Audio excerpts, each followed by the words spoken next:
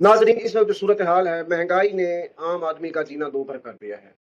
Petroleum मसनूआत की बढ़ती हुई कीमतों ने हर शोबे पे असर डाला है और आम आदमी की जिंदगी अजीरन होकर रह गई है। खाने पीने की अशिया, कॉस्मेटिक्स, उसके अलावा दीगर जरूरियात जिंदगी सब की सब इंतहाई महंगी हो गई हैं और दिन ब दिन उनका रेट बढ़ता जा रहा है और ये आम इंसान की पहुंच से दूर होती जा रही हैं। ये एक बहुत बड़ा अलमिया है।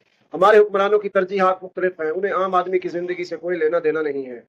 वो अपनी खारजा पॉलिसी की कामयाबी के नशे में हैं कि हमने अमेरिका और चाइना और ईरान को राम किया हुआ है, हम सालसी कर रहे हैं। आम आदमी मर रहा है, उसके हालात दिन ब दिन दिगर गुम होते जा रहे हैं, रोटी के लाले पड़े हुए हैं। ऐसी सूरत हाल में हम किससे उम्मीद लगाएं, किसी से क्या तवक्को लगाएं। दूसरी तरफ कानून नाफिज करने वाले इदारों की बेजा सख्ती है। उन्होंने ऐसे ऐसे केसेस ढूंढ ढूंढ कर आम आवाम को टारगेट करने का सिलसिला शुरू किया है, जो कि इंतहाई अफसोसनाक है।